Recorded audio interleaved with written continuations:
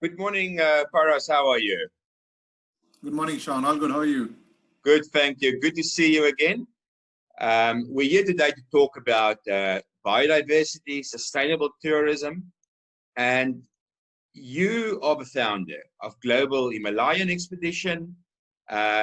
You've personally invested a lot in sustainable development and community-based tourism, and well recognized for that. I recall meeting you the first time at the World Tourism Forum in Lucerne in 2017, when you're a winner of Innovation Awards. You've been recognized by the UN World Tourism Organization, and also a winner of the World Travel and Tourism Council Tourism for Tomorrow Awards. Really remarkable achievement. So I want to ask you, a founder always has a story, a personal story, especially in a social enterprise, but focused on social impact. What is your story? How did all of this start? Well, I'm from an army background. My father was in Indian Army. He's retired now. And I'm myself an electrical engineer. In 2012, I had this crazy dream of going to Antarctica. And I went to Antarctica with this famous explorer, Sir Robert Swan. And my journey down south to Antarctica inspired me to work on climate change. And I came back and I was wondering what I could do. And the only thing I could think was Himalayas, because when my father was in army, I had stayed in these areas. So the next logical step was to try and see how we can empower these remote communities. And these remote communities are part of the Silk Route, the ancient Silk Route. So they have a heritage, they have a civilization which is very, very old. And then how could you empower them in a very sustainable manner? And that's where tourism came in. So we knew there was a technology which costed something. So rather than going to World Bank and IFC for grants and loans, why don't we develop a model which also helps the local area?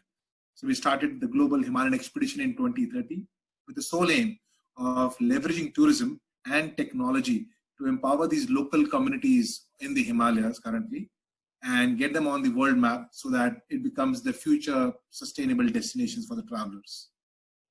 And you involve tourists in this journey. So it's not just about its local communities being empowered, it's green energy, but tourists and travelers are part of the story. Yes, so it's like an expedition where we do not climb a peak, but we actually identify a village remote in the mountains, and then we talk about the village as a whole to the world, open up an expedition where we choose 20 people from all over the globe. They have to apply to be part of the expedition. We do filter the people. It's not like any Tom, Dick and Harry can come in, because we want like-minded change makers to come in. And then when they come in, we give them a small basic training on solar technology. It's very important to demystify technology as well. And then the travelers who join the expedition, their fees is part of the amount which goes into the financing of these grids.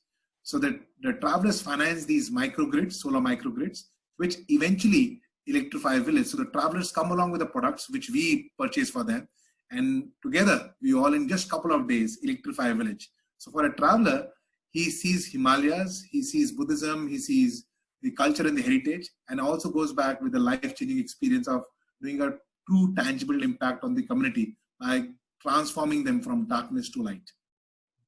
And without tourism revenue, many of these communities would have to resort to alternative livelihoods, which could negatively impact the environment and biodiversity. Do you see a lot of buy-in? Do you see this being catalytic in terms of conservation?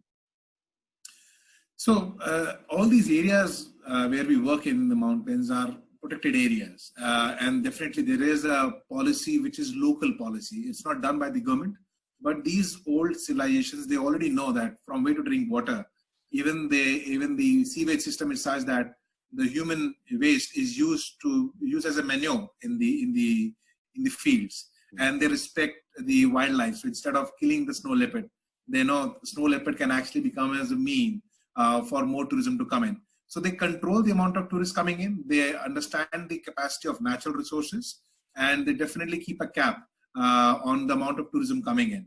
But it's not the case everywhere, right? So where there is a huge amount of tourists coming in, it brings a lot of money, and that can change the mindset immediately. So that's a catch-22 situation. They want to keep it clean. At the same time, there is revenue coming in.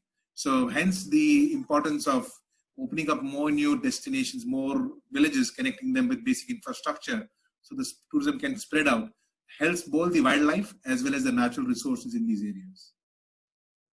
Thank you very much. You know, I think it's a beautiful story. It's best practice. It's a social enterprise using business solutions to address social and environmental challenges. And I think well recognized, and really congratulations. And thank you for sharing your insights with us today.